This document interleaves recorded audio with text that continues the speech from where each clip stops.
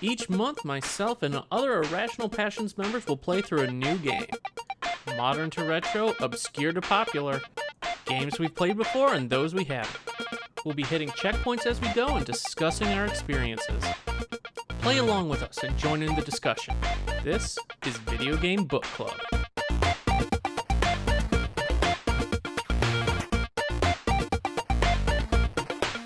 Welcome everybody to Video Game Book Club. We are here with our finale episode of Bioshock 2. We are playing through Minerva's Den this time, the DLC. And once again, I'm joined under the sea with Mr. Alex O'Neill. How's it going, Alex? It's good. We're all big daddies now. We're all big daddies. Hell yeah. You're all big daddies in my heart. Oh, there you go. So touching. So touching. Mr. Logan Wilkinson, how's it going, Logan? Hey, that's me. Hi, great. It's fantastic. It's beautiful in Texas. It's hot, but like the good kind. It's a blue sky. I'm a big daddy now. Congratulations. All good. Big Daddy Logan. It must be extremely hot in that suit. You know what? Luckily, it has its own AC system throughout it, and so it's a nice, cool, temperate, like 84 degrees. I'm pretty happy about that. Yeah, and if that doesn't work, you just blast yourself with that winter storm plasmid. Ooh, yeah, just like Scott gets it. It's right up in there. Cool. Yeah. Really good to make frozen margaritas too. Little known fact. It's very tasty. Ooh, that does sound good. I know, right? I know. And Just Mr. Mike Burgess, how's it going, my friend? Hey, I'm happy to be under the sea with you guys, down where it's wetter and down where it's better. Take it from me. it's certainly wetter. I can tell you that, but I don't know if it's Hey. better. we'll No, find out. You that- know, that sounds better to me. is it better? I don't know. Let's find You get out. all I mean, for clammy me, and I'm fruity. saying it's better for me knowing that. Just that's Yeah. Okay. That adds up. That checks Kinda- out. Kind of would be down if you did a Jamaican accent the rest of the episode. but- Oh no, we're not. I doing wouldn't. that. That's I'm not gonna. I can't take that bit that far. somebody turns on the problematic light just in the Yeah, background. exactly, Excellent. Some Excellent. some kind of person like smashes through my window like some kind of agent. That'd be Shut it Just good. gotta stop that bit right there. Yeah, Yeah, stop right there. The bit. Yeah, police. it's the Apollo like Kane, just like It's like the old like Monty Python sketch Yanks where me they off. like this joke doesn't have a punchline. It just gotta end. Like it's not. This is bad actually. It's just the cops from Astral Chain. Yeah. They come to chain you up. You're like, Dude, take me away. anime guy just breaks my window on a giant robot dog, and I'm just like, well, I guess if handcuff this you is my guys. fate, Yeah, there are worse Hey. ways to die, I guess. I mean, that's a Yeah. pretty cool one. chain me, True. Big Daddy. That's what it would turn it. This is what we've come full circle. We have come Fantastic. full circle. But yes, we played through for this episode Minerva's Den, one of the DLCs for Bioshock 2. So it's completely separate from the main game. It's a standalone thing that you go through in the extras menu, I discovered. But you start as an Alpha Series Big Daddy named Sigma, and you're just meandering your way to Minerva's Den when a voice coming through a sentry blows up the water tube you're in. And then you crumble, and it falls to the water, and you're just like, I'm in a diving suit. And you have to head to Minerva's Den, but you get contacted by Charles Milton Porter over your handy-dandy walkie-talkie. And it turns out he's one of the founders of Minerva's Den. So you have to head into the den, and it's all being it's been taken over, and kind of all the systems have been shut off to prevent you from getting further by the other co-founder of Minerva's Den, Reed Wall, I believe it was. Yeah, I think Reed that's right. Wall. And Minerva's Den turned out it was like this big computer research epicenter for Rapture. So Milton tells you have to reestablish power. So you walk up some stairs, flip a switch, boom, you have power, and then you realize the main goal of your mission as Sigma is you have to get to the big computer that's stored in Minerva's Den called the Thinker, and get like the source code and stuff, and then escape. But unfortunately, as all dastardly villains do, Reed Wall does not want you to get there. So Full on like mustache twirling. yeah, and yeah, everything. full It's great. mustache twirling. I think he had a monocle too. Yeah, it looked like it at the end there. It was pretty cool. So, you need to restore power, and once that's done, you go to his office to get some items that he's hidden away under his desk so that you can actually get to the core. But on your way, of course, there's a locked door, and you need a specific plasmid, gravity well, in order to get through, and then from there, you're Milton tells you you have to go some other place to get it. Which, of course, that door is locked behind something, so you need to go somewhere else to get a different plasmid, so you can then open that door, so you can then go to the other area to get Gravity Well, yada yada yada. You get Gravity Well, you chuck a little black hole into a room, it sucks out some magnets, you can keep going and head to the observation area. That was an observation, right? Observations? Operations. Yes. That was it. Operations. Operations. Operations. Yeah, man. That's it. I was right there with you, Scott. I totally It's like- forgot. It was something I like that. It just was played awesome. this. It I was cannot emphasize enough. I played this like within the last 3 hours. Over the last 3 hours. Notes. But after you go through operations, you, all the while you're finding out a lot more about this individual. You're picking up tapes from Milton that Milton had left on how he lost his wife Pearl when they were like she was in London when they were bombed by the Nazis and she died, and him going through the grieving process and trying to actually, because the Thinker can replicate personalities. So you find out Milton's kind of feeding Thinker a bunch of these tapes to get Thinker to act or try and act like Pearl. So that's a bit of the backstory we've gotten so far with him.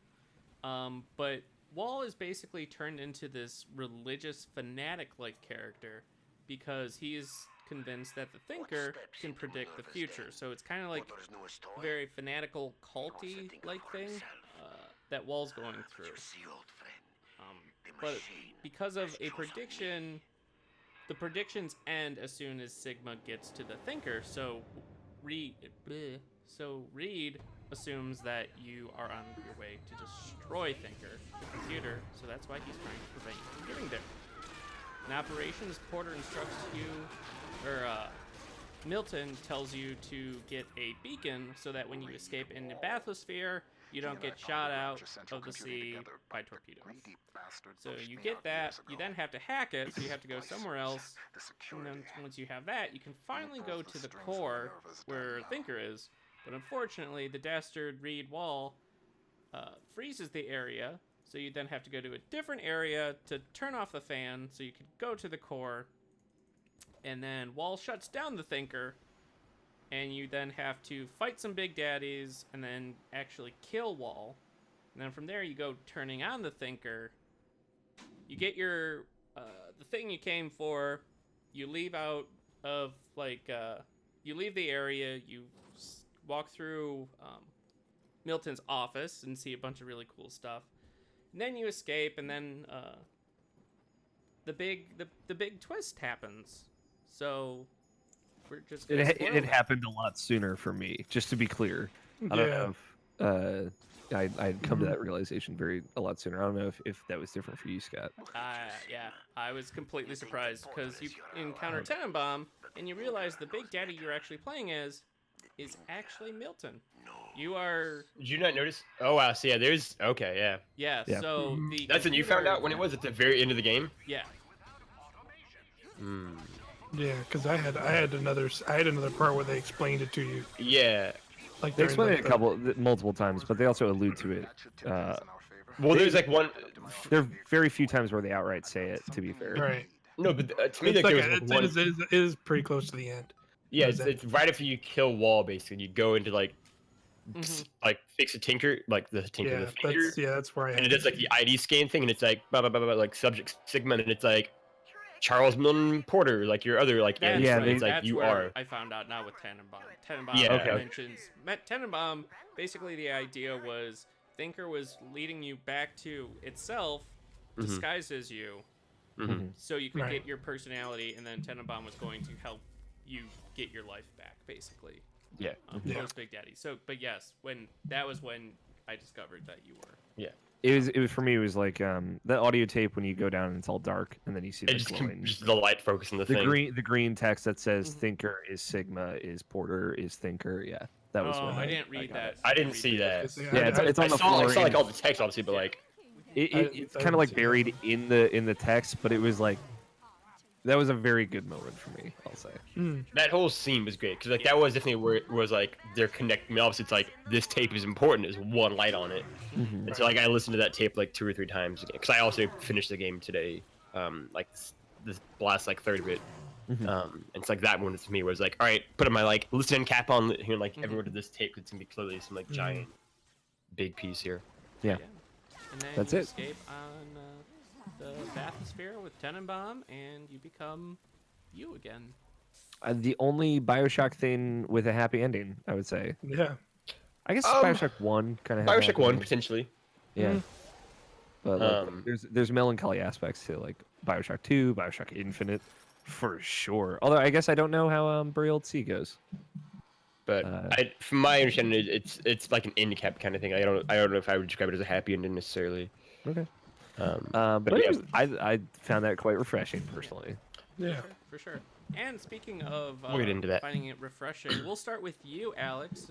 Get on your little soapbox. What do you want to talk about? It's tough because like and Logan, I wonder if you're in a similar spot where I wish I had more time to kind of process it because I did finish it. We started recording at 8. I finished at 7:40. I finished at 6. Yeah, so it's really fresh for me. I really liked it.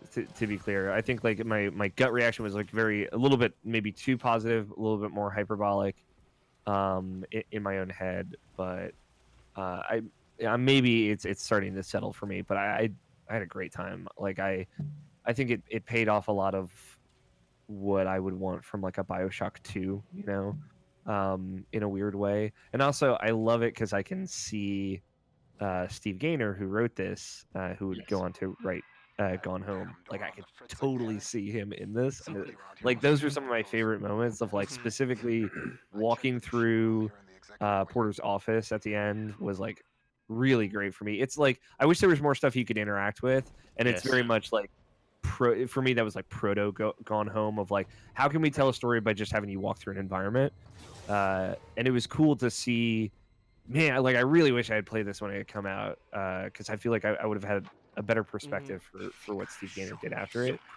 But it was cool to see like the groundwork for that, and like as soon as you put your weapon away, I was like, oh, like I know that this is going to be different, and you never take out your gun again. I was like kind of expecting it because you see that Vita chamber right when you go in that area, and I was like, I'm gonna fucking find more shit. But it was just you walking through 2 very quiet areas. I love the piano. Yeah, piano's really good. Some like there weren't like a lot of original songs in this, which was a bummer, but that was like a really good piece. That part. I don't know. Like I think the thing that I took away the most of, and I'm curious if you guys had a similar experience. It sounds like some of you might not have. I don't know, Logan, necessarily how much time you spent each area. I was rushing through it toward the end. I wish I could have spent more time with it, but I felt like every beat was really well paced for me. I found myself like only having maybe a minute or 2 between finding an audio diary or hearing dialogue. I liked it was very like, you know, fetch questy, but it worked for me in this regard of like having to go get plasmid to get here, because every time 100%. In like Bioshock 2, like you would do it and it's like, all right, I fucking found an audio diary or I flipped the switch. In this, it's like, okay, well, I have to now go do another thing, but at least I have a superpower now. Like I have a new power now, and like the fact that gun upgrade, yeah, like the fact that they could like roll out those weapon upgrades so quickly, and obviously this is designed to be like a pretty short experience. Yeah, but I thought that they really did a good job taking advantage of that shorter pace. I think is there a machine gun? Like, can you get the machine gun in the DLC? Yes. Okay, never got it. It's off the beaten path, but you have to. Yeah, you can find it. I'm bummed. But yeah, I kept getting ammo for it. I'm like, wait, this doesn't seem right. And there's just one hole. Did you get the grenade launcher? I did get the grenade. That I was got the also rocket kind of launcher. Yeah. I really liked how it was paced. I really liked. I like everything felt really great. Nothing was like I think amazing or exceptional. I like the twist. I think the twist is exceptional, but I think like it could definitely be like a little cheaper, a little cheesy, depending on how you take it. especially because I had that moment of like looking at the floor and seeing this big green text. It's like the three of them connected. I was like, because it's one thing to have the thinker be Porter, but it's another thing to have that also be you, and there be a good explanation for why you don't know that. Yeah. But yeah, I think it's really well paced. It just moves at a clip that kept me really interested, and all the stories kind of came up, went, had some twist to it, and then resolved through the audio diaries in a good way, I think. Did you guys? How did you feel about the pacing overall? I thought I agree with a lot of what you said. Is even though there were a bunch of fetch quests, the time it took to get to all the areas never felt overly long to me, and it felt just long enough so it's like you could explore a bit, but not long enough where it's just like, oh god, now I had to find my way back to this. Like, it was condensed. It's the thinker that's important. I thought it was well done. It didn't bug me too much. And like you said, there was always a new weapon or a new plasmid or tonic or something to find on your route. And all the audio logs, I really enjoyed all the audio logs in this one. Fleshing out Milton and his relationship with Pearl, and kind of teaching Thinker, and like Andrew Ryan's ones. Yeah, those are really good, actually. Like how you were kind of. Was it ever? I could never tell if Milton was kind of framed or if he actually did. He was framed. Yeah, that's kind of the vibe I got. Yeah, but, like it. And that's why there's like captured or picked. Yeah, there's a tape by Reed. You pick, but like it's him just saying like, "I'm framing him," and and also just, like, very explicitly saying it, and like spells it like what his steps and what he's doing are. And I took it that. Go ahead. There was another tape. I took it that like the original correspondence he had with the lady Lamb was there was like another tape that was saying like, hey, you leave me alone, I'll leave you alone, and that was like the extent of their relationship. Yeah. So it's not like he was like trying. Yeah, that one was in the bathroom like pretty early on. So I think that was like the extent of that interaction, and then somebody made it out that he was like siding with her over Ryan. I like how Reed had a reason to frame and want to get Milton out of the picture, which is so different from Lamb wanting to get Delta out of the picture. For unclear reasons. Yeah. Still yet to be determined. We're working on it. Yeah. But Logan told me he'd write 2 video essays trying to figure it out. A beautiful mind, like all the mind. Yeah. Stuff. I'd love to. Yeah, Mike. Did Logan sign up for that? Logan said that? What about you, Mike? What did you think? Yeah, I pretty much 100% agree with Alex said and what you said, Scott. Like, I just feel like the pacing. I enjoyed the pacing of this one a lot more, and like, I just enjoyed like the kind of like the pacing and just like what you were doing like made sense for like the missions you were actually going on. Where I felt like in Bioshock 2, like the base game, sometimes it was kind of weird. Like, you know, you have that first area where it's like, all right, I'm getting a camera to take a picture of a thing, and then I get this ability, and then I use one ability, and then I don't really use this camera ever again, and then it's just kind of like, all right, you have a camera, you can do whatever, all right, bye, and then it just kind of like leaves it. Where I feel like here it did a better job of being like, all right, I need this. The gravity well plasmid that you get in this, which is really cool. Totally new. Brand new. It's I think it was like definitely one of like broken as shit, but I thought it was really cool. Like, that's fun. Like I like that they just went like all out to be like, F it, here's this kind of ridiculous thing. You're playing like this little DLC anyway, so like just to have this super fun thing to like mess around with stuff. But yeah, they give it to you, and then you go and get it. And then you have that thing where you got to break down the door and the magnets, and like that comes up again. Like you're using it like throughout this thing, and it like use it like a Metroidvania upgrade. More so. Yeah, in some ways, but like they also like make it make sense in some ways. It didn't necessarily feel like it was just like, all right, this door is here for no reason necessarily. Yeah, like, those places that you go into have like a reason why they're locked up. Yeah. Yeah, exactly, and like it just felt like they like it reminded me more so of like Bioshock 1, where like the stuff I was doing made like sense. Like the gameplay stuff I was doing made sense in the context of like what I was doing in that moment in the game, and I really appreciate and like that stuff more. Because And of course, it takes like those. I feel like the get incinerate to melt ice, like that stuff. It takes straight from Bioshock One. yeah, It's exactly. And like interesting some of it was definitely basic, but I appreciated it. It just kind of like let that be that, so they could kind of have this cool, interesting story like attached to it. Like, I feel like the simplicity of it, them just kind of doing a lot of the Bioshock One stuff, just let them like do that interesting story and focus on like you finding these dialogues between Milton and Pearl and the audio logs and stuff.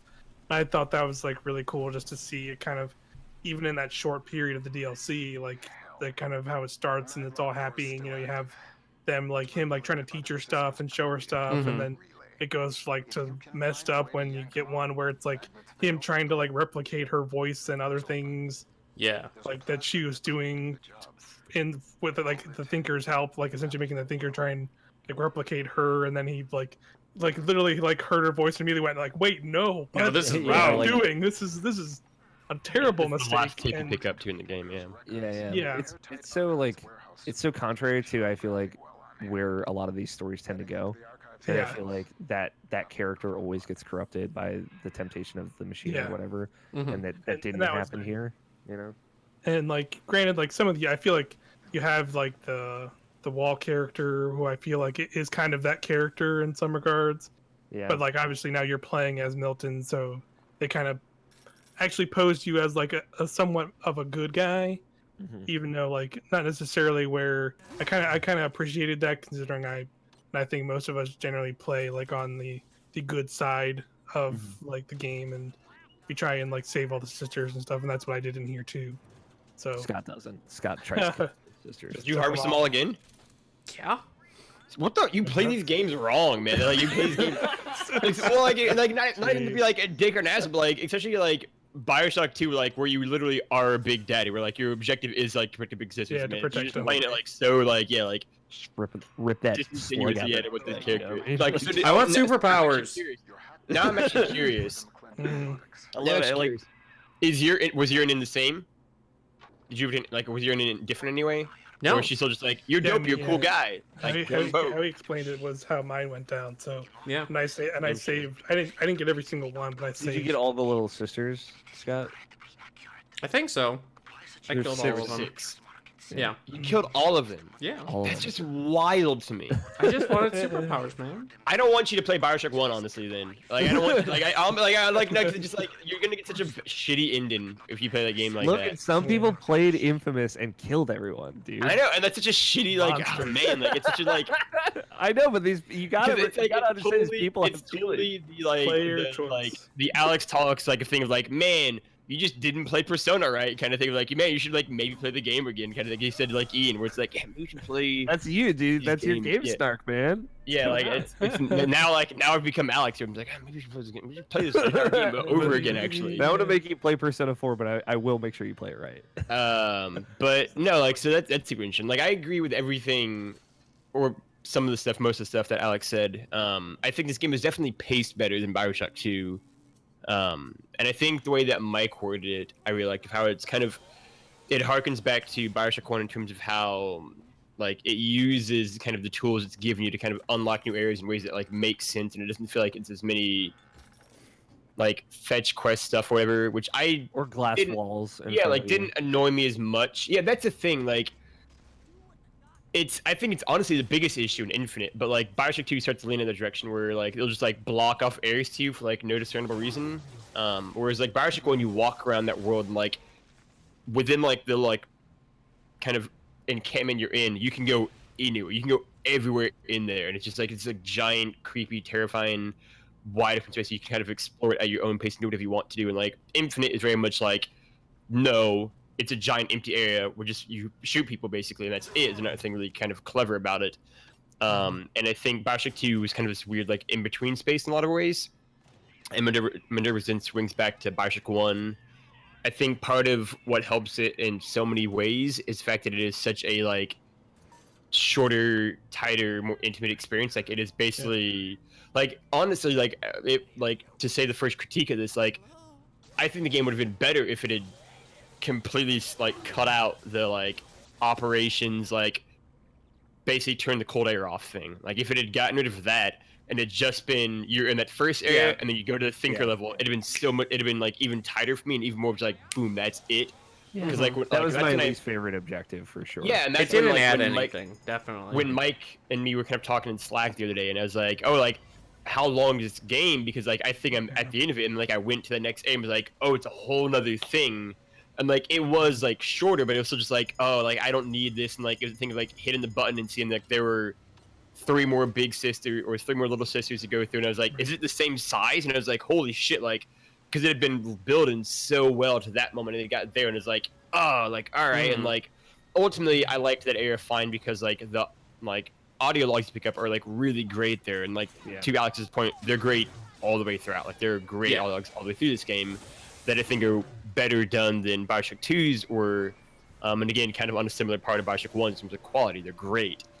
But like that area was one where it's like, man, it like sucked so much of like the momentum out for me. Yeah, I get that. And that's what I had to play through today. Basically, was that, and then like the final level was like, I am not feeling this as much. Like I feel like it kind of removed a lot of the dread that the first area had, and then you get it back in once you go to the thinker again, and it's like this is great. But that was like the one kind of pacing like hiccup for me was that. But like on the whole, it is like it's structured very well. It's a very well-paced game, and just like Alex said, this is an incredibly Steve Gaynor-esque video game. Yeah, it is like his Steve fingerprints are all over it, and like I know that me and Alex are each like massive Steve Gaynor guys, and it's like it is like there's so much everywhere, and like in particular, to just jump right to the ending for a second, like that whole ending section where you don't have a gun, you just walk. It's just like this is Steve Gaynor, and it's awesome, right? And like I had the same thought of when like I walked past that like final chamber, and I was like, "Are we gonna do one more fight?" And I was like, "I think it might be like a red herring thing, where like I mean I just like make totally you think was have one more." And it was, and it was awesome, and it like getting into that area, and like my like again to Alex's point, my only critique was like, man, I wish you could interact with more shit in this like his office. It was lit, it was super cool, like it was such a dope thing, and like just like like that whole final section where you just walk. Like we'll get into really in depth later on, but like I have so many thoughts about that section in particular, like what the game did there. But like yeah, like it's paced really well, it's done really clever. Like I think one of the things for me is that this game, like the twist, we will definitely get into, but like I think this game did its twist in a very interesting way, right? Where like it wasn't like a second to third act twist like Bioshock 1, and it wasn't like basically like the last thing that happens in the game, and then you have like 50 minutes of like jumping through fucking time holes and wormholes like Bioshock Infinite.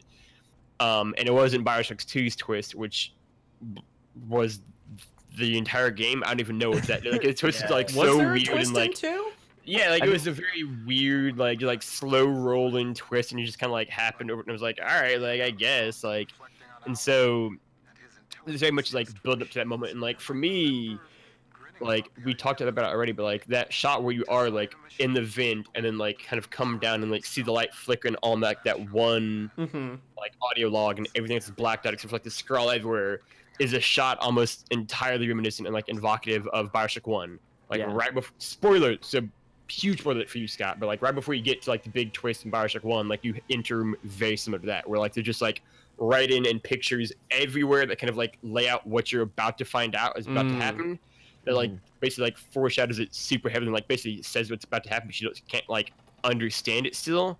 And you have like an audio log there too, where like again like it fills into like doesn't give you the big final shoe drop, and so it's like this is that moment for Minerva's Den, and it's super cool to go back to that because Bioshock 2 doesn't give you that moment, and Bioshock Infinite doesn't give you that moment because Bioshock Infinite is just a weird ass video game. But like it was cool to get like all right, like even if they make another Bioshock game, if that ever happens or whatever, like it won't have a moment like that again. Like where it's just like this is a shot almost like of their own reimagined of like Bioshock 1's moment there, and it's super cool and it's super rad. And like one of the things that struck me about this game is that like I think like a lot of Steve Gaynor games, it uses silence really well.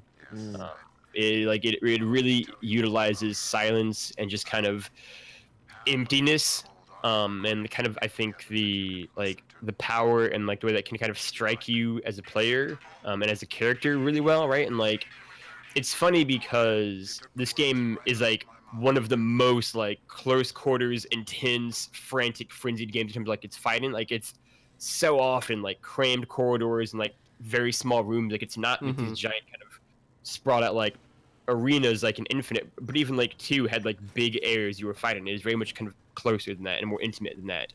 But at the same time, it's also like very empty and kind of haunting in a way that I think 1 was as well.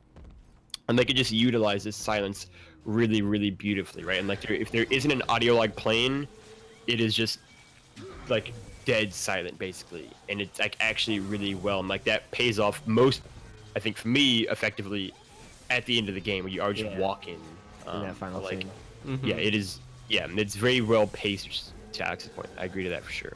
I'll say like my probably biggest criticism of it is just like kind of hurt by the fact that we played Bioshock 2 all the way through it. Of like, man, I was checked out of the combat by the end of this game, dude. Like, like I think there are definitely moments where I enjoyed it. Off, yeah, like like I've been playing this game for a while, right? It's just kind of, and like it's over a long period of time, so I think that extenuates like my frustrations with it.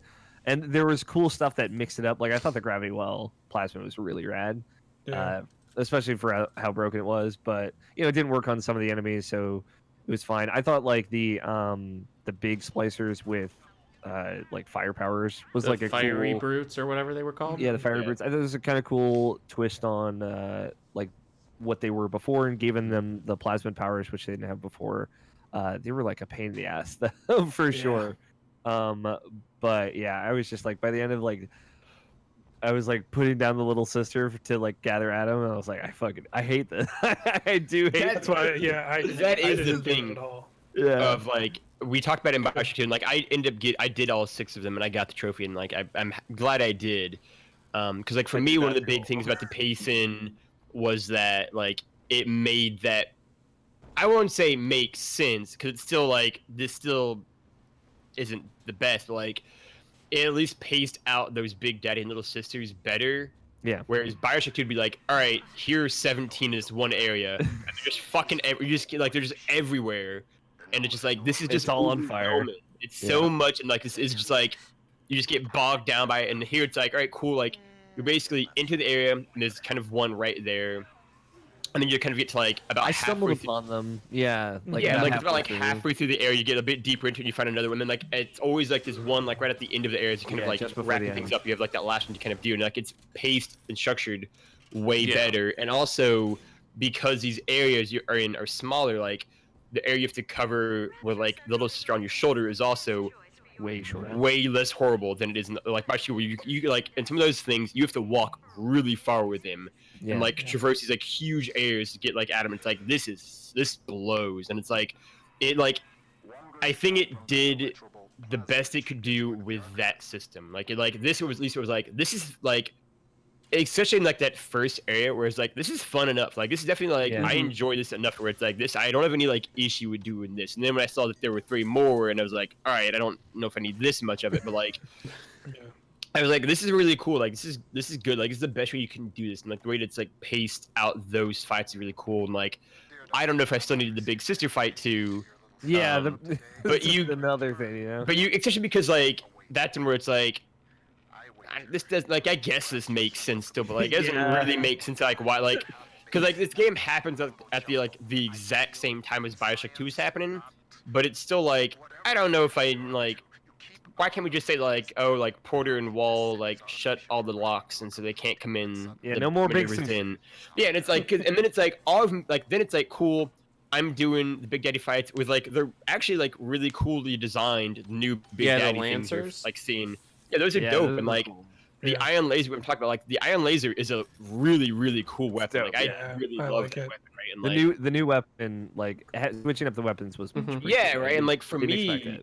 like Alex talked about like the gravity like wall thing, but like for me, like it's all of the plasmids and all of the weapons, I think are handled really well here, right? Like for me, it's like striking how much more enjoyable this game is to play than Bioshock 2. And part of that, to be fair, is the fact that it's shorter. So like you were fucking upgrading shit quickly. Like it is just like throwing out the shit at you fast. Yeah, and some of it's like not even upgrading. You're literally just like picking up off the ground. You're like, boop, he's And a it's new like grade. even like the maximum upgraded, like but I it's like how that was handled.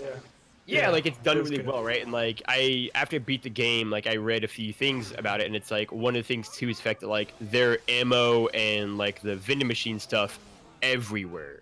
Yeah. Like and there was like a deliberate decision by Steve Gaynor was to put them all over the place because he wanted you to like feel like that. Where it's like you're just going through and like getting shit quickly. Like you never feel like you low on stuff in the same way, right? Because like for me, like Scott in particular talked a lot about how like you don't ever feel like a big daddy really in Bioshock 2, and here like I felt like a fucking big daddy in this. In, like this DLC way more than Y'all in motherfuckers better call 2. me Big Daddy. Yeah, because like even at the beginning, it's like I just feel like I'm being carried differently, right? And that part of the fact, like you literally begin the game underwater, right? Like you're literally like the first like 5 minutes of the game were just like you outside of Rapture, like walking into it, like, and which is a really cool, again, evocative shot of Bioshock 1, where you like you have to go into Rapture, here you have to go into Rapture again, and it's really rad. And like there's a similar period of like not fighting anything for a while in this game, like there was in Bioshock 1, and like it's funny to me because like thinking about it and talking about it now, like this game echoes Bioshock 1 more effectively than its actual sequel Bioshock 2 did.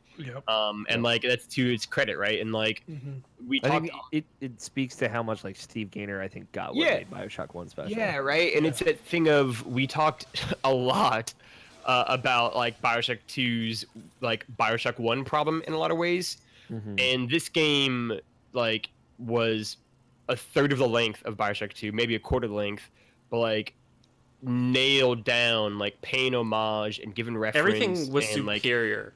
Like, like giving respect to Bioshock 1 and like understanding what that game was, but also very much telling its own story and in its own world with its own characters that were all fleshed out. You like understood who all of them were, right? And it's like it married those two things so well. And like that first area and like the Thinker level in particular, like really nailed that marriage, I think. And like that's shown both in the actual story and character, but, like the gameplay mechanics like were rad here. Like the cool plasmids they introduced were rad, and like the like we're just gonna upgrade your shit hella fast, and it's gonna be fun to play the game. Like you're just like flying through this stuff, and like it's just cool.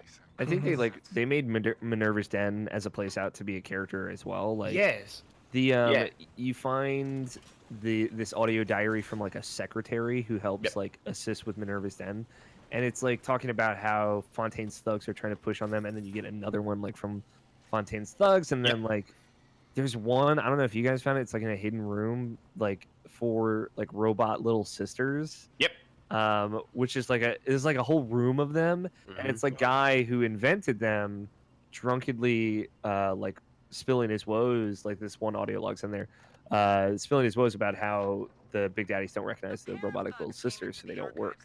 And the hope was to like replace the organic little sisters with machine replacements, so they wouldn't have to do this to kids anymore.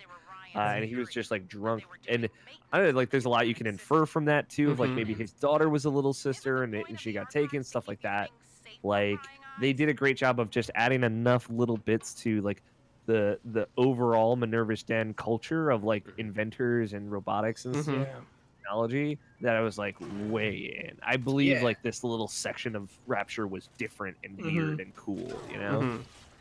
And that's the thing is that, like I think we all had stuff we liked and didn't like about Bioshock 2, but it was, I think, this constant tension of like the game itself almost not knowing what it wanted to be, and like how much to try to be Bioshock 1 and how much to try to be its own thing. And it could like very like only in like the final act did it kind of nail it.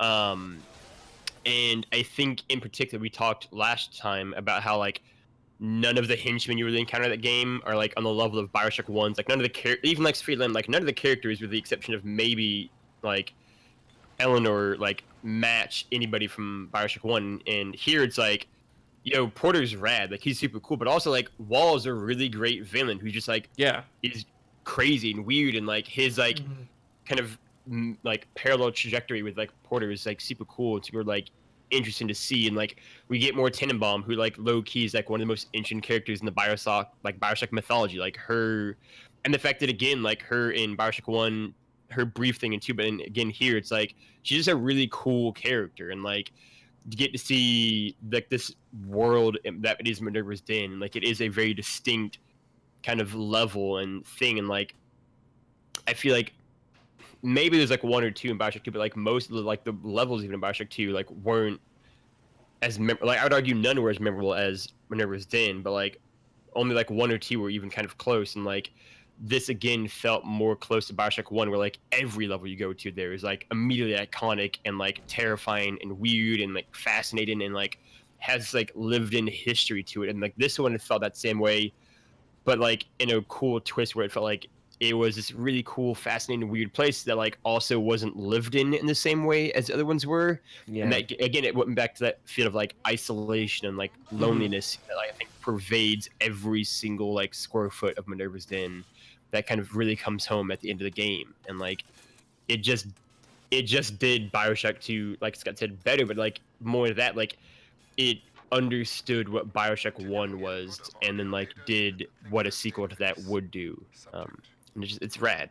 I think I'm gonna play. What's that other Fulbright game? What's the second one that I haven't played, Logan? Tacoma.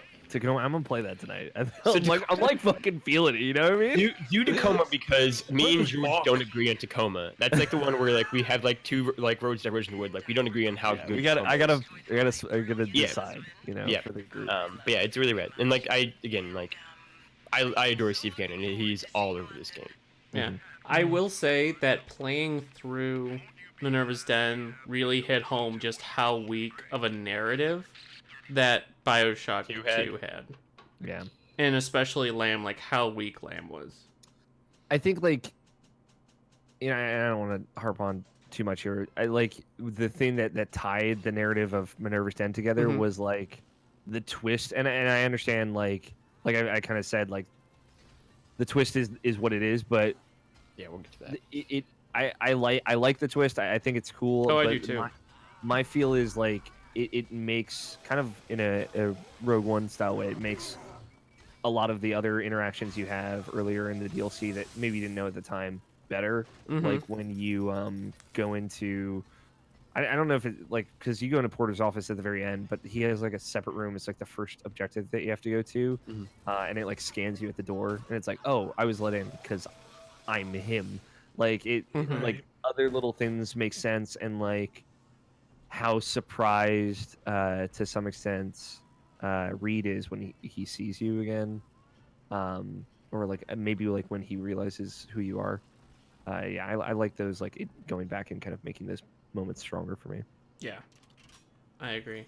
But because we're kind of dancing around it, let's talk about the big twist and kind of go into that. I personally was like, whoa, that is really cool. Like I was all for that that reveal that you've been in fact Milton the whole time, and the person you've been talking to is actually the thinker directing you, using Milton's personality. I thought that was a really cool twist. Yeah, I suspected that too. Like I felt like the thinker was gonna have like a more of agency in the situation than was first kind of let on, and I think you get that vibe when like Reed is really kind of alarmed by how the thinker itself is behaving.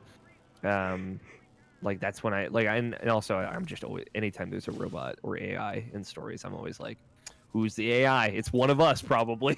Like I'm always just kind of thinking about or it's gonna be like It's the worst villain. Thimbleweed. Yeah, it's Thimbleweed Park all over again.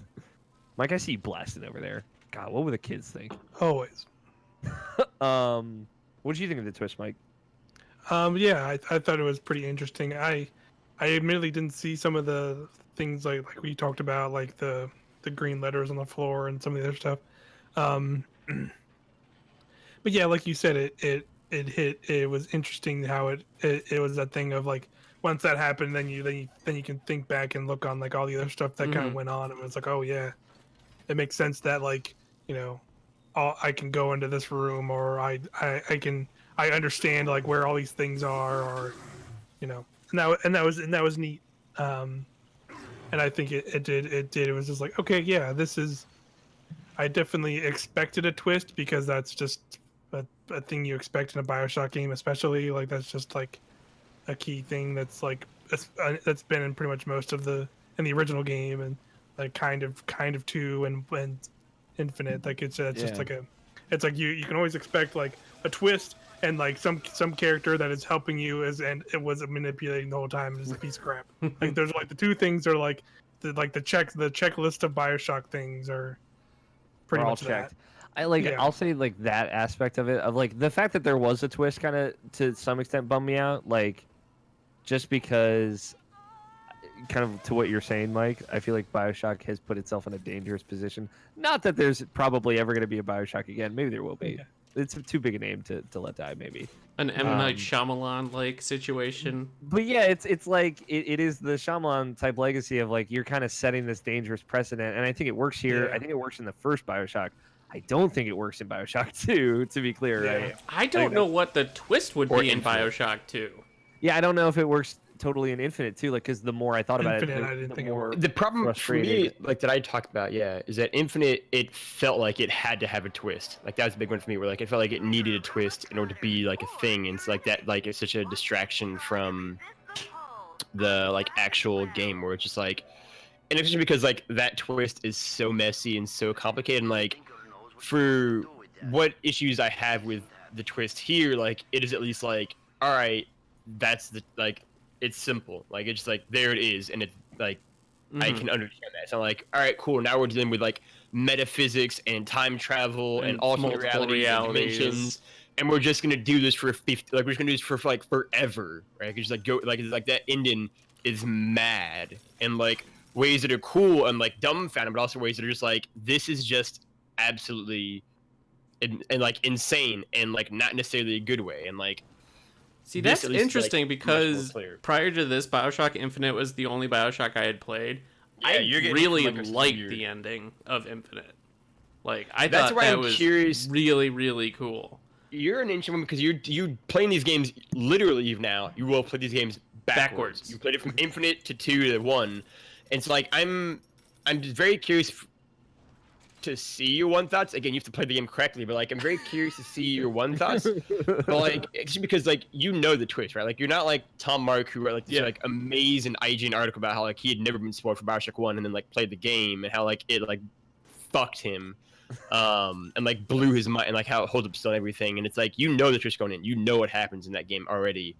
And you already know that there is a twist. And so like going through that game now, like I'm super, super curious to see how you would feel about that game and how you would see it and how you would like compare that twist to all of the twists that come afterwards, right? Because like it's super interesting because like obviously you don't necessarily think Bioshock Infinite's twist is like a try-hard moment where like it needs to like live up to the first one's twist because like you haven't played the first one or the second one. You don't know anything about it. It's like this is just a video game basically. God, So what a world to be free in. Yeah. Yeah, like it's such a weird thing to then like dive back into now, and so I don't know, like just you in general. Like I'm very curious about that, but like Your Bioshock experience has truly been fascinating. Like honestly. yeah, like it's been absolutely like the weirdest Bioshock experience. I'm right? Like, so you've done excited to hear what you think about Bioshock 1. Like I have to know. I'll say my thing about this just as a whole, like I think what helped me a lot too was the fact that I kind of went into Minerva's Den thinking it would be different. Yes. So like my bummer is like, okay, there's a twist, right? Like but I didn't think there would be one, so I wasn't anticipating one. So it did kind of take me off guard. And again, like I said earlier, kind of before it happens, I was like, something's going on with this fucking robot. Like, I know some fucking weird shit's about to happen. And then I started maybe getting the hints that a twist was coming or a reveal was coming.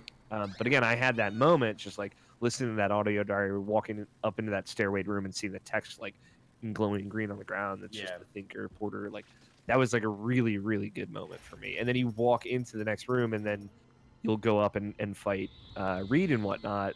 But at that point, like I knew exactly what was going on. So when Reed confronts you, it's like, okay, this is like I mean business now. So I have to say, I had a good moment. I really liked how it didn't turn out that the robot or the computer wanted to kill you. Like, it was a nice change of pace because I feel like in a lot of media, the computer's always at the end of the day going to want to kill you. But to have it like actually looking out for you and trying to get you and save you, I thought that was really cool. Like, I was like, wow, that like spins it on the head what like I consider the stereotypical super smart AI or like computer. That's the aspect I like the most. Yeah. But like I feel like that's also, and I don't know if you agree, Logan, but I feel like that is like the Steve Gaynor aspect of it, of kind of like you can take it in a positive direction, right? It's not inherently positive. I think there's some morbidity to the kind of what happens, but I feel like he always leans more toward the positive or the happy ending. Yeah, so it's interesting for me because I think you kind of said it for starter. He's like playing this one game where it's like Steve Gaynor, he veers towards a certain style or way to wrap his games up. And I think it's really interesting here because with the 3 games that he's now, or 2 games in DLC he's done, they kind of all are like 3 different notches for like how much I liked them, right? Where it's like Gone Home, I think, is a fantastic ending, especially in a medium that like is notorious for like maybe not having good endings. It's a fantastic ending. I think this one ends good, and I think Tacoma's ending is like fine to like that could have been done better, and I think all 3 are kind of. I didn't know that. No, like it's like George loves Tacoma. I'm much more like I gave it a 7 when I reviewed it for IP. I thought it was the reverse. I thought you. No, yeah, it's actually George. Like it was George's runner-up for Game of the Year. Oh, this is right. It's coming back to me now. And so I think it's fine, but it's good. But anyway, but I think that here it's really interesting because so for me the twist. I don't want to say like it didn't land, but it was one of the things like I knew there was gonna be a twist in this game. It was like one of the things like I already knew going in, like there's going to be a twist. I know that like it's some sort of like big like thing, and so going through being like, all right, trying to figure out what's going on, what's happening, like who is Porter, like is Porter like an Atlas type situation where like he's gonna like betray you and like kind of turn on you, or is he like maybe more like Sinclair, who's like a sympathetic ally, but like who maybe like just isn't quite the person you think he is. Like they definitely like red herring try to think that like maybe he's like a bad guy, like Wall says stuff like you don't know who he is kind of thing, and you don't know where like the full extent of what's going on, like a lot of them like things it points you at. And like what I thought at a certain point in time was like the thinker is like Pearl basically, or like I'm Pearl, like one of the two, like either like I am Pearl, like when it got to like that final moment when it like we walked up and like you type in the shit and it's like, all right, cool, like subject Sigma lit, like real personality, and it's like Charles Milne Porter. I was like, I think it might say like Pearl Porter, like you, like he did successfully like make her like sentient again kind of thing, and like you're Pearl and you like don't remember anything because of whatever magic happened. I feel like I thought that would happen as well at some point during it. Yeah, exactly.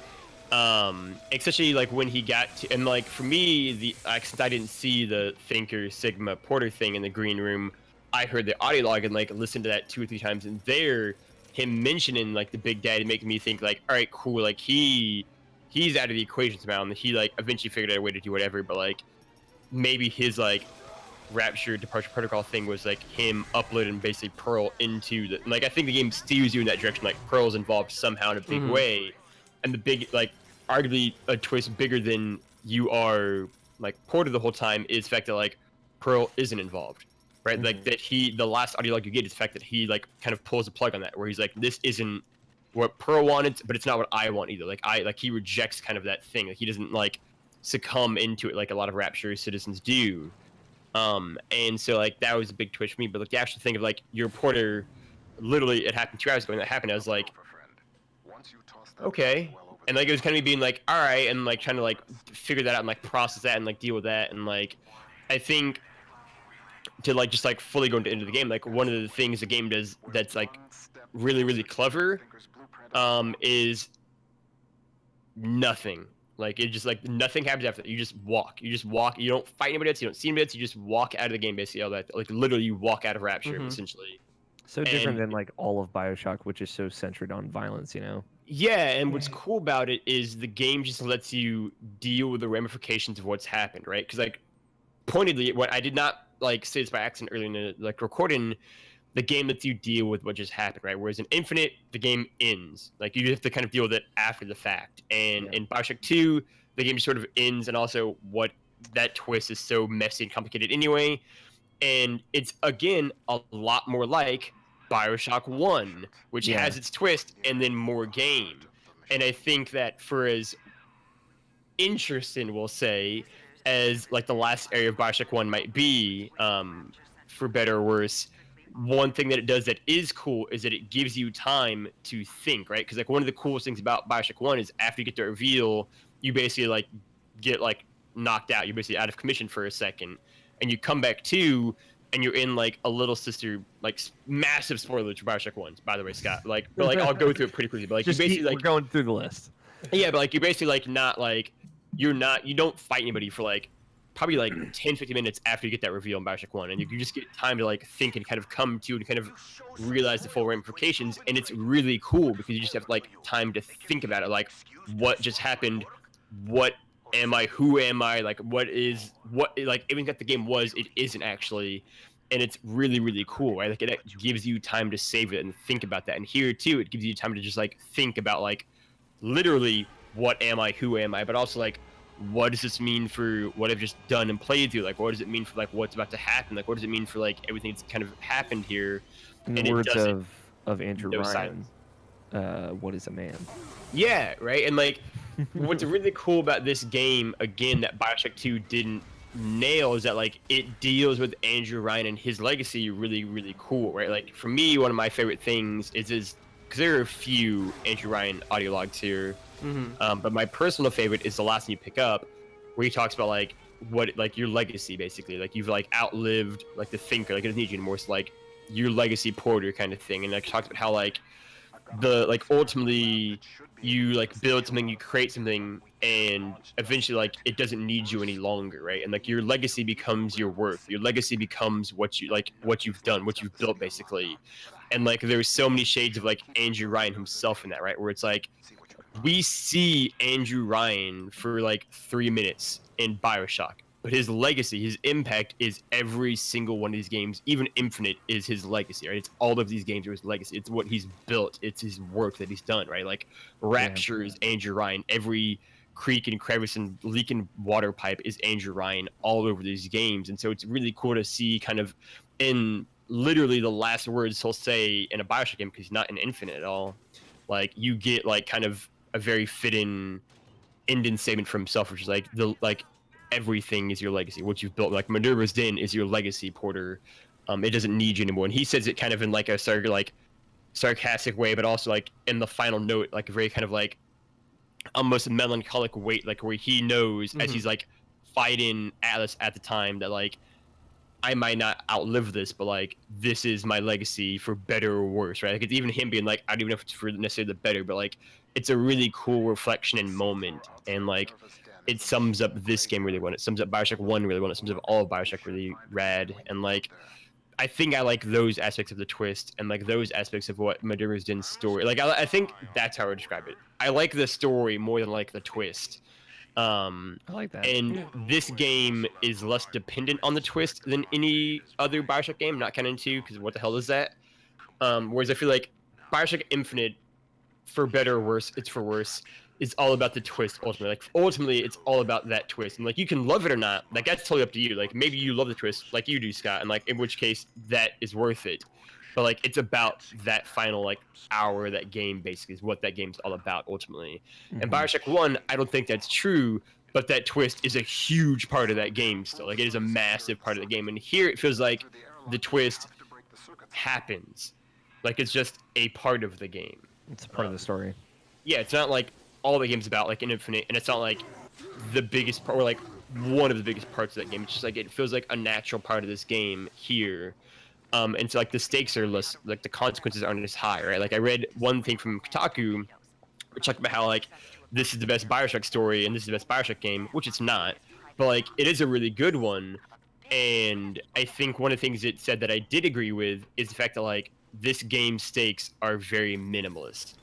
You aren't overthrown Andrew Ryan or a tyrant or like it's not like a big deal. You know, it's not the end of the world here. And you aren't taking on Sophia Lamb, and you aren't dealing with like the multiplex or whatever in Infinite. It's just like you're a dude who's trying to basically get some code to machine and leave, and it becomes much more personal, much more intimate as you go on. But like ultimately, like the entire point of this game is that like realistically, like you're somebody who just like walks away, like you just like wash your hands away. You get a second chance. It's like you get like a second chance at life to like actually like take stock of the lessons you've learned and like take stock of like what maybe Pearl would have wanted and what you need in your life and what you really would have wanted. And like Alex said it earlier, and it's my favorite description of it too, which is like you're like the lone guy in Rapture who like actually didn't fuck up, like who actually like who even like who did, but like who also like kind of came back from it and like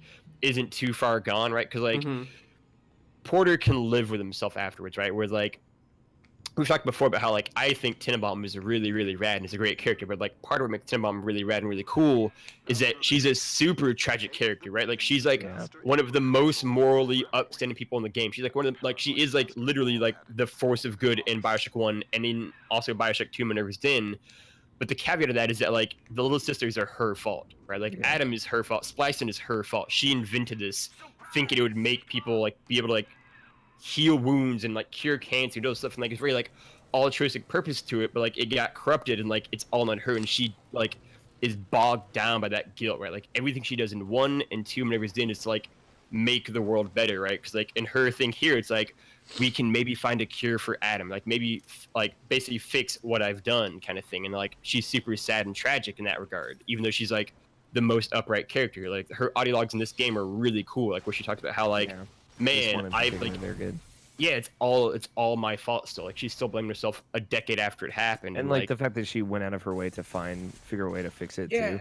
Right, So and like cool. the same thing in like 1 too, where like she like repeatedly goes to you and be like you can fix what we've done. Like we've collected, like you are the children of Rapture, like you, because in that game you are like, and like you're the children of Rapture here in Bioshock 1. Like you can fix what we've done to Rapture here, and then like in Bioshock 2, it's like more people are taking little sisters and more people are kind of exploiting the thing like my greatest sin basically, like, or taking advantage of that. Even after I thought I was finally finished, you can fix it. And here again, it's like you can help me fix my sin again, and it's really cool to see her story and her kind of tragic arc, and the fact that like you finally get like a moment with her here too at the end of this game is a really nice touch.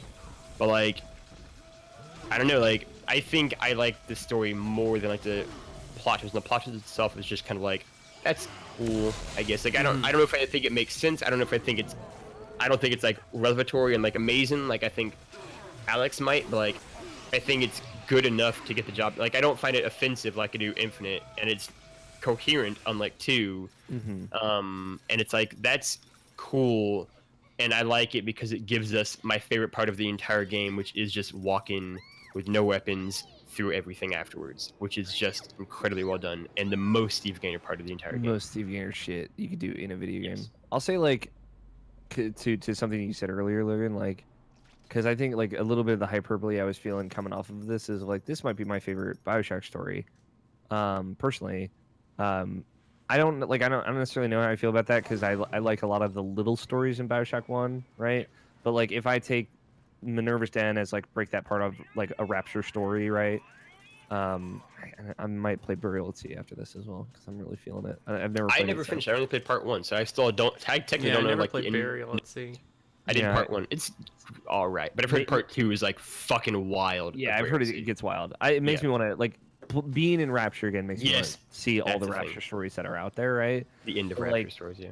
I'll put it this way: if I wanted to go back to Rapture in any way now that I've played this, I would probably play Minerva's Den. Of like 4-hour thing, I can get like what I feel is like the full Bioshock experience, front to back. Like obviously 1 has this special place in my heart, and I've played it many times. Yeah. But I think the bite-sized nature of Minerva's Den really helps it for me. Yeah, I liked it a lot. Yeah, it's really good. It's really it's a lot better than Bioshock 2, and I liked Bioshock 2. I don't agree with that talk piece. I don't think it's like the best thing in like Bioshock stories, whatever.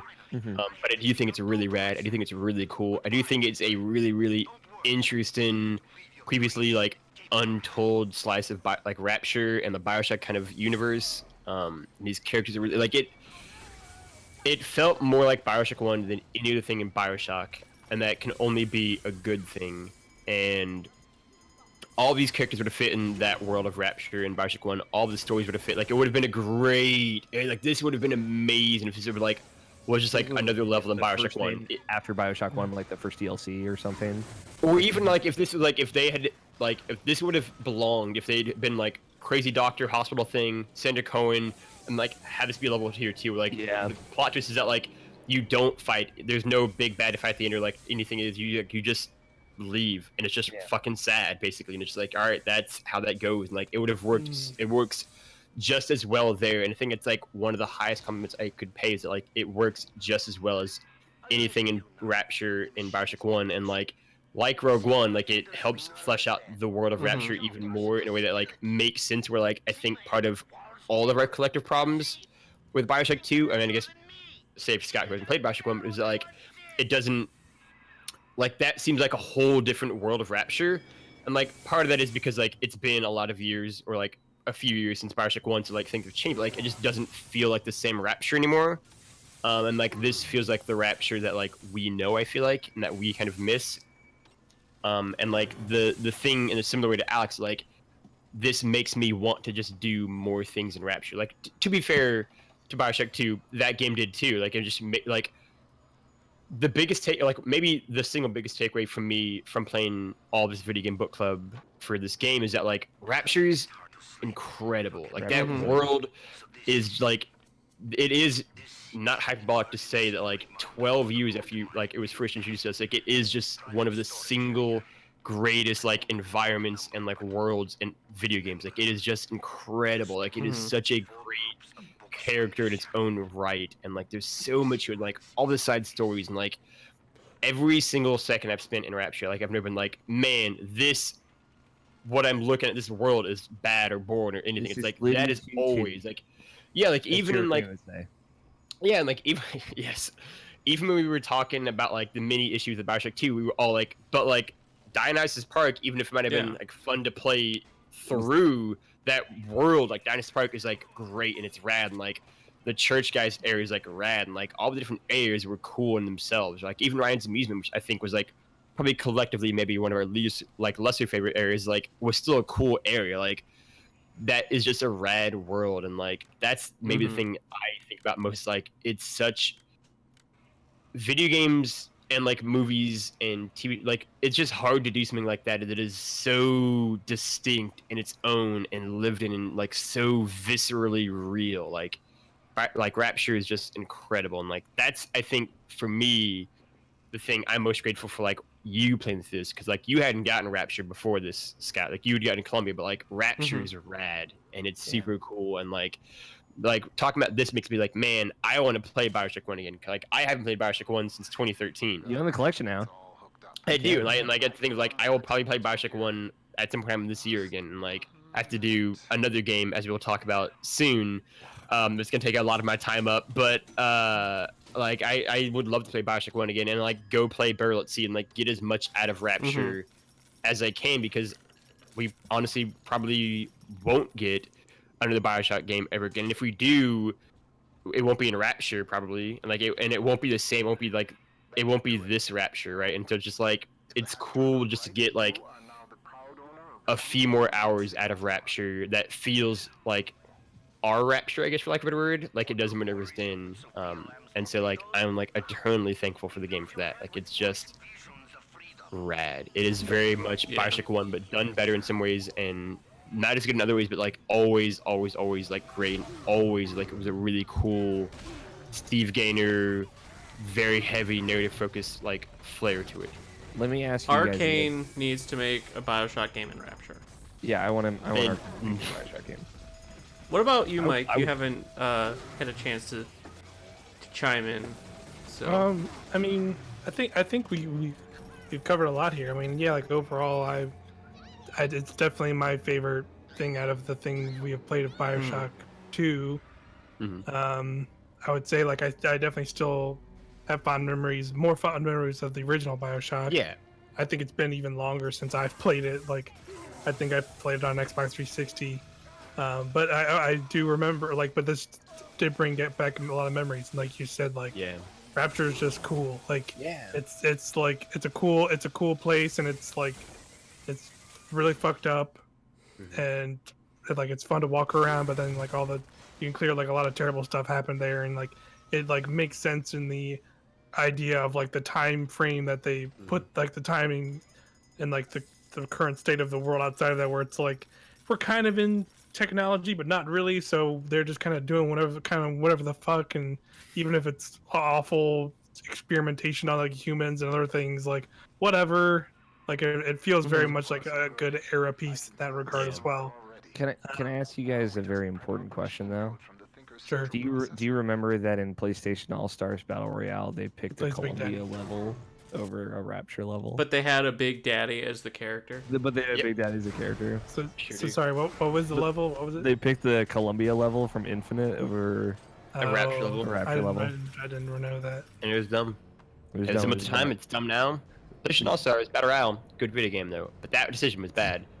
And like, I think for me, like, Mike, I really loved how you just described it there, Mike. That was actually really good. But like, one of the things that's kind of stood out to me is that like, I think a lot of video games in particular, I think try to like make you feel like sad, or like make you like be like, this area is like really sad and like it's tragic, and look how sad and tragic it is. And it's like, Rapture conveys that with like way less like overwrought, like in your face emotion. Just like walk through this area and you just get it. Like it's like Get it's it. not even just like the audio logs that like flesh out the history. It's not even like the characters that are still alive that flesh out. It's just like walking around this world, like you just get imbued with like this sense of like tragedy and like what could have been, right? Like it's like Icarus falling from the skies. Like it could have been anything. Like it could have been this utopia, right? And like seeing it fall down like makes it that much more tragic and that much sadder. And like there's like,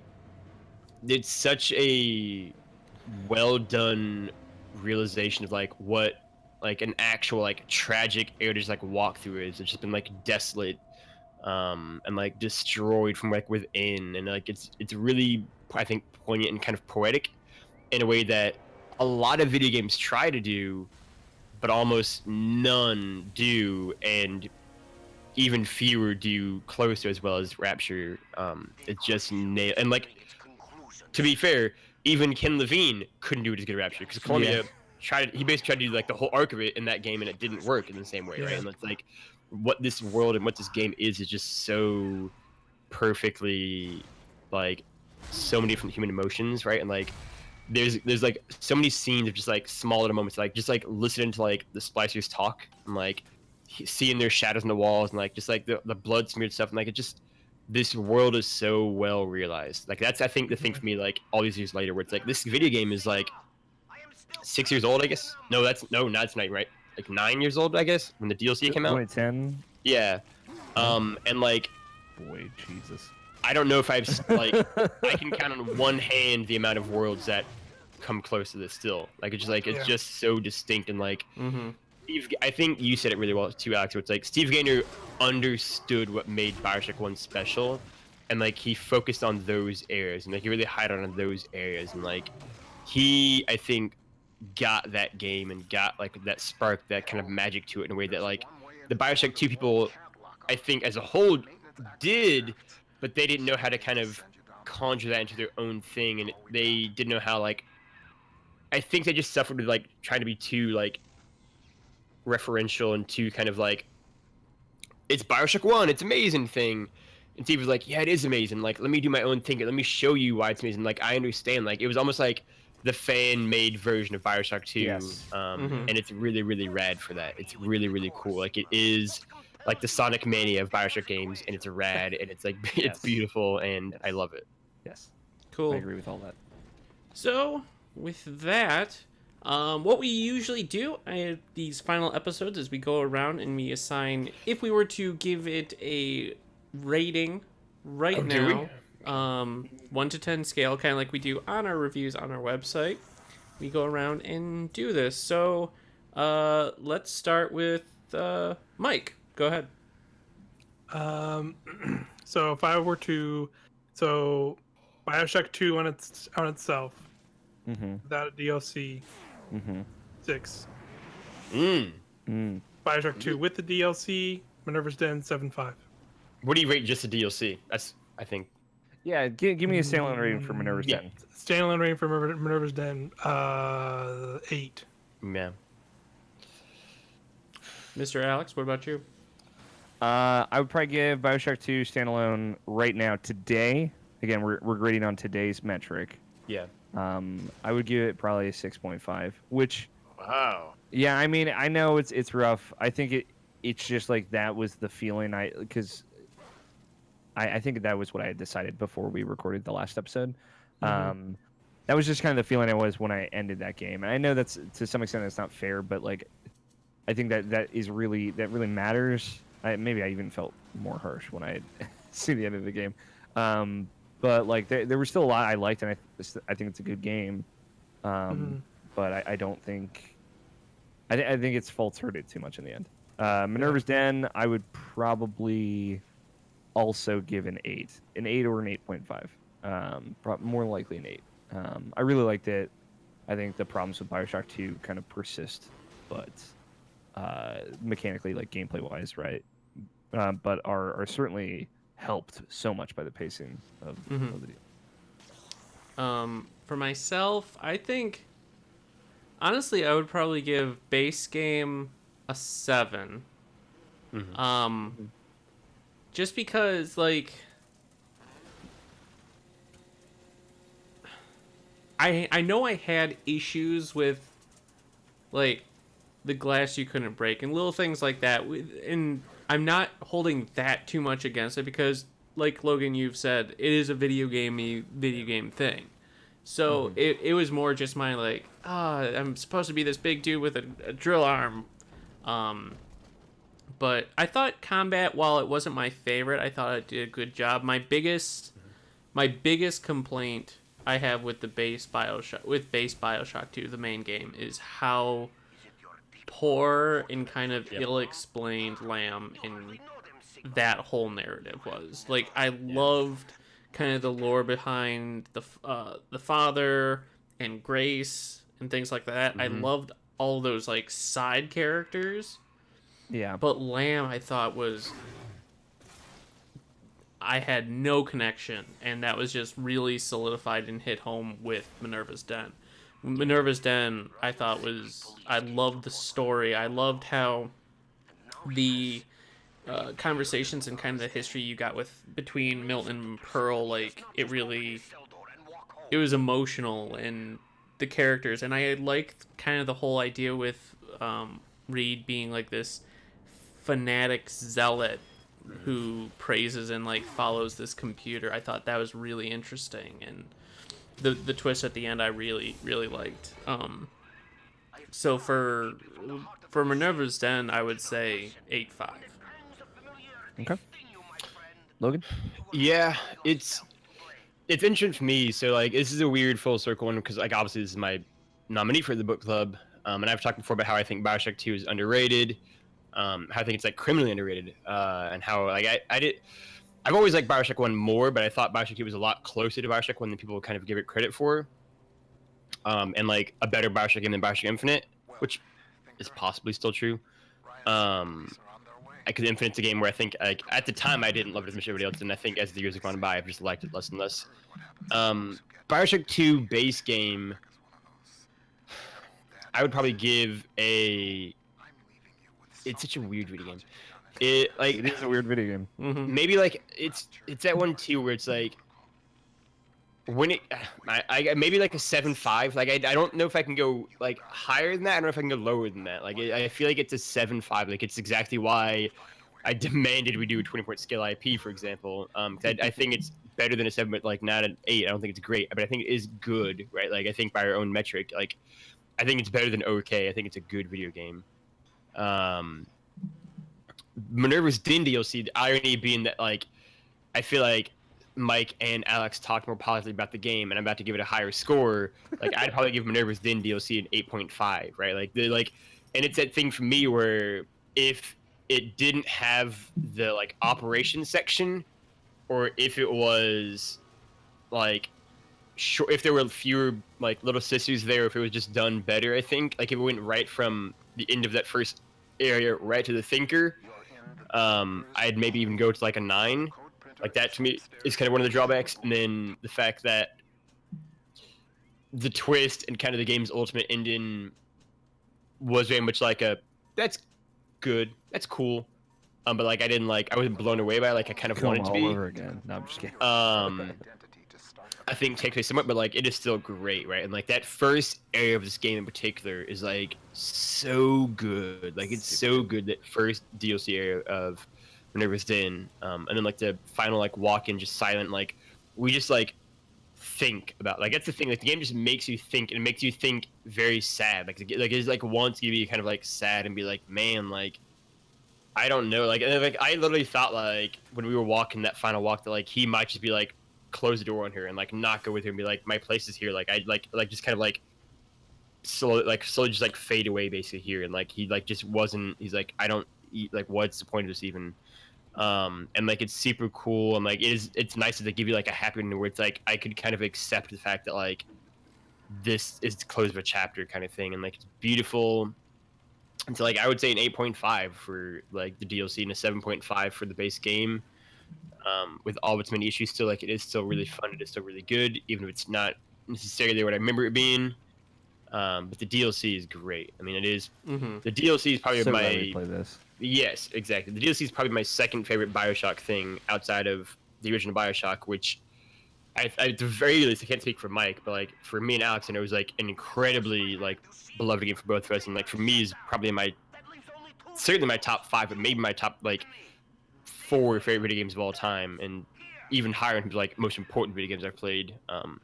And so that is a very, very high compliment indeed to say it is right behind that.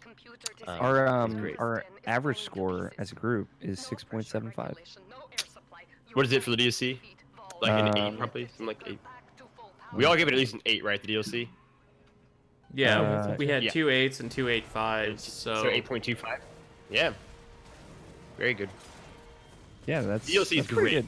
good. That's the thing for me, like you can literally play this DLC without playing Bioshock 2, and like while I think that like ultimately Bioshock 2 is like worth playing, at the very least if you've made this far in the book club, if you didn't play the games, well I guess fuck you, but like you know the game.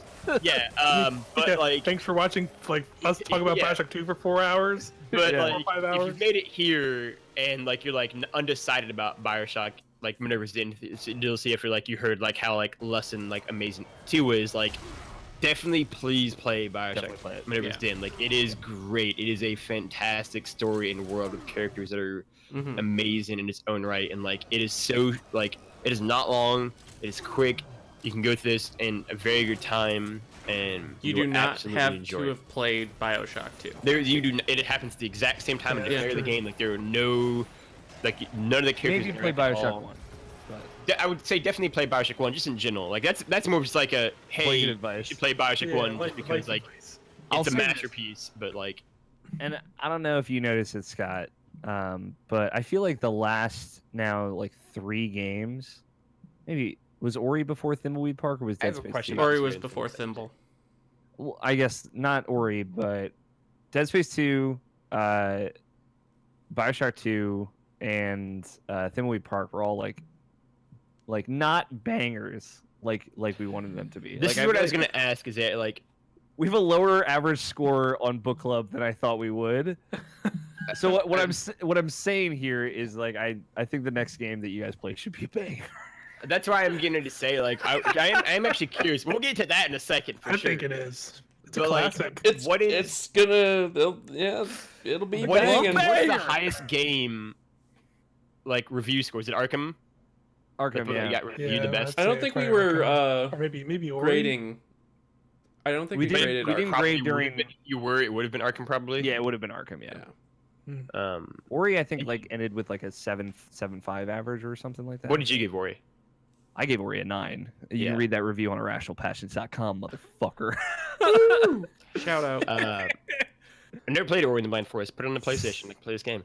Put it on the Switch, maybe. Come on, E3 Oh. hype guy. or I'll just go to Maryland. Double pack. Just They're come to gonna my put it house, like- Logan. Let's play it together in our You're gonna do Yeah, just come Blind to Forest, Maryland for a Will of the weekend and play Wisp on a Rory. single cart.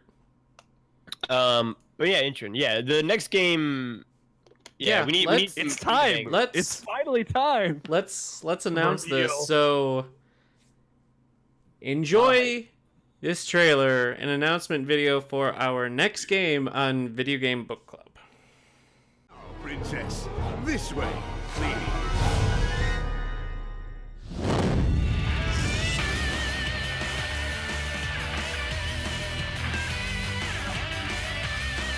Hi there, folks. This is George Cruz Alvarez with Irrational Passions, here to proudly and excitedly announce that our next video game book club is Sega's 2 million copy seller, 2006 Sonic the Hedgehog. For this first episode, we will be playing through Crisis City on Sonic's playthrough with the input cast of Logan Wilkinson, Jarrett Green, and will of course be joined by Video Game Book Club's host, Scott White. Fun fact, I'm the only person who has ever played or seen most of this game. I hope you'll join us as we play through it, or just listen to the show as we are experiencing it.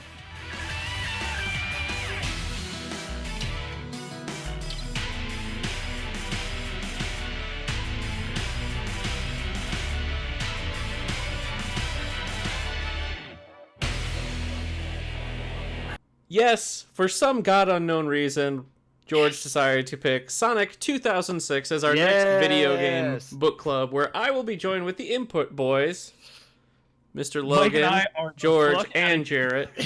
Got it. Input cross video game book club. It's Yeah. gonna be great. Yeah, It's gonna that'll be a be thing. very You have to make Um, that. You have to make that an image somehow. Like it's gonna be such Yes. amazingness. Because so to be clear, Yeah. I've never played Sonic 06. I before. haven't either. Neither is neither was Jared Scott. Green. Oh boy. Neither was Jared Green. I literally You're have unlike- bought You're 2 also brand pure. new copies of this game for Yeah. this book club. One for Yeah. myself and one You're for all Logan. so pure. Yeah, I've never played like, it before. Like George Cruz, I will say I went and bought that game the day it came out, and I was never the same. I've never been the same since. No wonder Unlike- George is so broken, you know? Yeah. Yeah, Unlike Jared, I understand it. I understand. I love that Sonic. deep though, so, like, guttural I'm feeling. excited. I love Sonic. I'm just so excited for the Logan take and the Jarrett take because I feel like I Yeah. know where I George is really want to know who's just gonna quit. That That's very somebody's big, not is gonna that, make like- it. It's Someone's gonna not be gonna Jarrett. make it. Jarrett's just gonna be like, "Fuck this! I gave you one episode. He's I'm just not not gonna playing show up 4 to or episode 3 more, 4 more." That's like- the thing, yeah, where it's like I feel like I understand where George is gonna be at for the most part. Scott will just like bitterly tolerate it, probably be like, "This is bad," but like, Well, I gotta I'm host not it. It's doing my it. host this- show. Yeah, Yeah, I gotta host this fucking Jared show. is I gonna guess. like, Jared's gonna hate it and just like hate it, but it's like for me, it's that interesting one where it's like I literally have no idea what will come down. Like I could see me literally having every possible reaction to this game, and it's like super excited just to go and be like, maybe I'll be like George and like low key kind of dig it and like love it, or like maybe I'll be like, yo, it's actually like, that's the thing, like Gerald you know me- you know me so well, Alex. Like it's like He'll my walk reaction off could be mid-show. anything. It could That's go what's, like, either way. Scary, yeah. That's what's so It's scary so about it. great. Like I'm very excited. I'm so excited to watch. Like I'm Yeah. like because I don't have to play it. I'm just gonna Yeah. watch you guys play. It's gonna be a thing. But yes, the first checkpoint is playing through something as Sonic. I can't remember know what what that George means. said, George- but you George guys just just saw saw it, the video. and it will be in the thumbnail and the description, so you guys won't have to worry about that. But That's the thing too, because it's the first 3D Sonic game I've ever played too. I've never my played a God. 3D Sonic oh game. damn, I've I at don't least even have to played play Sonic Sonic. Adventures. I No, played the I've Sonic never done a Adventure. 3D Sonic game. We're playing Sonic Adventure 2 Battle at Extra Life. Lock it in. Yes. That's the thing, We're like- in, Mike. I I'm in. love the Genesis Sonic games, and like Sonic Mania is actually like an amazing game in its own right. Yeah. Like, that is a 9.0 game, so it's like super cool to be like, what does a 3D Sonic look like? Not that I'm good. gonna find out. Maybe playing More, the- how does it play? You're Yeah. playing the globally I'm excited acclaimed 'cause I've- worst I Sonic heard- game. I've heard some because I've heard a lot about Or this game. worst It's one of the 3D most talked Sonic about game. games out there on the internet. I've heard that like the president of the United States of America might be in this game somewhere, and like that's kind of cool. I like that idea. The I like the president of what? president. America, like the U.S. president might be in this game, like a cameo Oh. thing or something like that. Like just Not like or, the a actual character. president, but a No. character who is. the Yeah, United like States. not Yeah. like I don't think fucking like George Bush walks in the game being Of like that. howdy y'all, like, but like There's a girl in the. There's a human girl. Don't give him that quite yet. They So they need to go into that pure. Just leave the girl out. Yeah, I 'cause believe that's the real thing. That's the I realness. may have been spoiled on the girl thing. Yeah, Okay, I mean it's hard maybe not to get spoiled. spoiled. But Yeah, at this point, that's fair.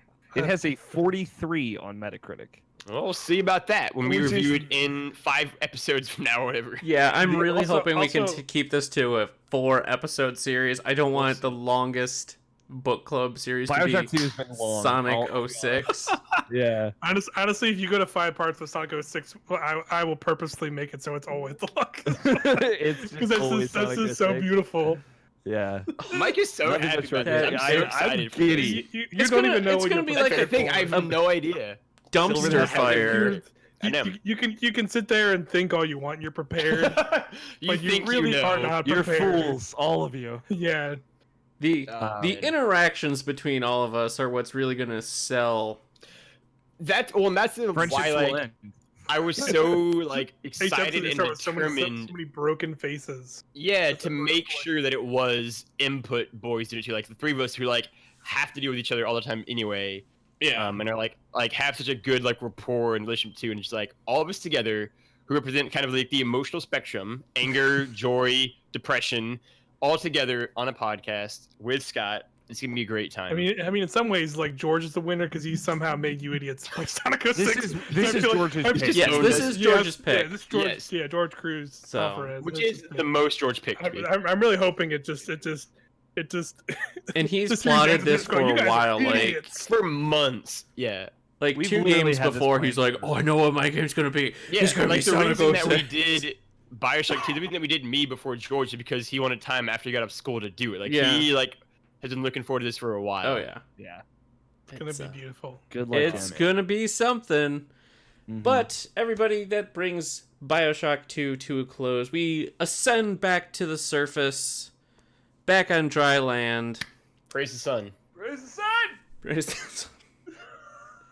And as always, Bless the sun. let's find out where you good folks can find everybody here on Book Club. Let's start with you, Logan. Where can people find you on the interwebs, and what you got cooking right now?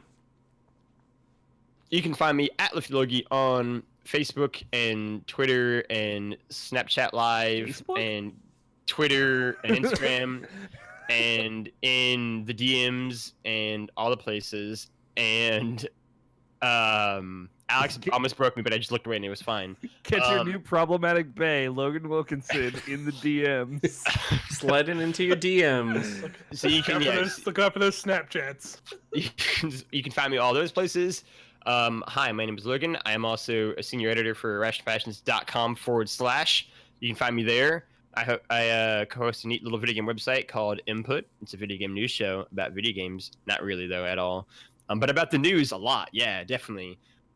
We are getting close to 100th episode. So really, please, not a joke, tweet us what we should do about that. We really would like your ideas and suggestions. You should play Sonic 06.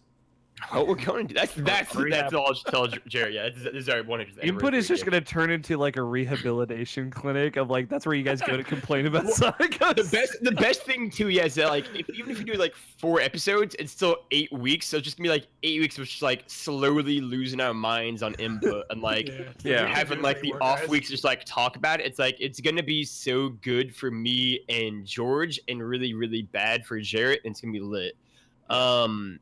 And so you can find me there. We're also, I write previews and reviews and features and other stuff on Irrational Passions. You can check all of that out. And then E3 is happening. We're going to be doing lots of E3 coverage. You can find all of our faces there. All of us will be hosting E3 things as well for you to go check out and look at. And so go watch all of those, all the E3 content we do. So Hey, excited. PAX East happened. Go read all those previews from a few months back. Why not? Give us the views. So What are you doing with your time better than that? Give us the views. Yeah. And then you can also find me on Irrational Passions podcast sometimes. I don't know when I'll be on next, but soon. Possibly soon. possibly in 2 days. We don't know. Possibly yet. in 2 days I will be on even. It might be my turn in the rotation. And also I might just want to be on because I haven't seen Nabishin in a long time and I miss him. Me too. And also Alex. I love him very much too. And also Scott, because he gave me a ride to an airport one time. No, I was like, And also, And Scott also got it. Tony, because we shared a bed together at PAX East 2016, Beautiful. 17, one of the PAX East. So all It of those was people. beautiful. That's how you know it's real. Cool. Mike, where can people find you? What do you got cooking? Yeah, you can find me at MikeIP_, all one word. And also on AOL.com/AIMMessenger at Mikey2Heidi. Yeah, my guy. Mikey2Heidi, Liddy 2 Titty. Facebook, Liddy two Mike, titty boys. Mike 2 Liddy. Yeah, like Logan said, by the time you're seeing this, you might have seen our faces too much because we did a crap ton of post-show E3 Yes. discussions, but I'm sure they were awesome and fun, and we are all extremely excited. I guess we can say, yeah. So, like, Alex, you're hosting Microsoft, right? Yes, I will be. Scott, you're hosting Square Enix. He And will Nintendo? have. Yes, I will You're have hosted I'm Square. Mike's hosting Nintendo. Yeah, I will be over at the Ubisoft Catch-All One Extravaganza. Yeah, Ubisoft. And then there's other stuff Bethesda, possibly too. kind of Just thing. just call us Logan's out. going to be our Just catcher. So yeah, he's in just the gonna ride. Catcher in catch the all the ride. stuff. There it is. So there'll be Yes, that. There'll obviously be more hot video content from me. Possibly written stuff, reviews, depending on what happens. Yeah, just some video reviews, maybe some streams. Wink.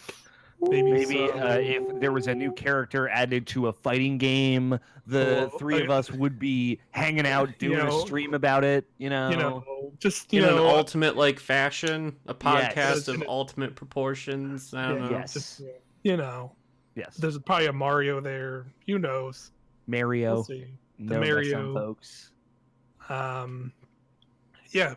So YouTube.com/Irrational Passions, Twitch.tv/Irrational Passions. Mhm. Subscribe, follow. And click on those hot- AOL.com/. click on those hot videos. Perfect.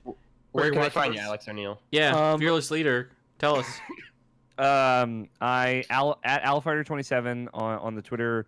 Send selfies to me. I need them, or else I'll be sad, and I don't think you would want that. A couple of things. So, Irrational Passions, we are doing and have done and have performed and made a ton of bets. It's going to be on episode 427. We're going to be making the bets, and then 428, we're going to be tallying them up. Everybody Irrational Passions was involved in this. Everyone. It's the only thing that has ever happened that everyone at Irrational We Passions all have to has- come together for bets. It's true. It is like E3. It's bets. It's the most fun. Everybody got into it. I was worried that some of the editorial members would not get into it. Jared. Jared Green got into it. I'm happy to report. Fantastic. Yeah, I'm really excited for everyone to hear what those are. You can hear it already, but to hear the results and everything as well. It's just a fun extra layer to watch E3 with. Will a big boy slip? We'll have to wait and find out. You saw those big ass Pokemon. It's a high probability. Yeah, dude, there's a high slippage chance. Is all I'm saying. all we Scott, need you to were more see. right than you know. But yeah, check out Irrational Passions podcast, video game podcast that I host, and read irrationalpassions.com. I posted a Sekiro review. It was very good, but more importantly, everyone else does a ton of amazing stuff, and you should read all of it and listen to all of it. Scott, Cool. round us. And yes, you can find me on Twitter at SolidSnake120. You can also find me taking over the Irrational Passions Twitch, like Mike mentioned, twitch.tv/IrrationalPassions. I've got a bunch of stuff up recently on IrrationalPassions.com. I've been playing a crap ton, and I'm incredibly Infinite addicted to JRPGs. Legend of Heroes, Trails of Cold Steel, a couple of Professor RPG primers. I got a review. By the time this goes up, you can also find on our Pinecast feed, on our IPP Presents feed, a interview kind of discussion I did with the man, the myth, the legend, Jared Green about Final Fantasy VII and what Yes, we hope to very see excited. in the remake. So check that out. And yeah, just look forward to a ton of E3 content. Hell, by the time you Goodies, see yeah. this, E3 will be Yeah. over. We'll know And all sorts I'll of be stuff. empty. Secrets. What are the secrets? All the secrets will be known. All the secrets will be known, and I will have You'll know already that- started counting that down to E3 Banjo is 2020. back. Banjo is back. He will reveal himself. Gino. You'll just, Yep, Gino is Gino's in going to be Smash announced. Brothers. You just know. Here it is.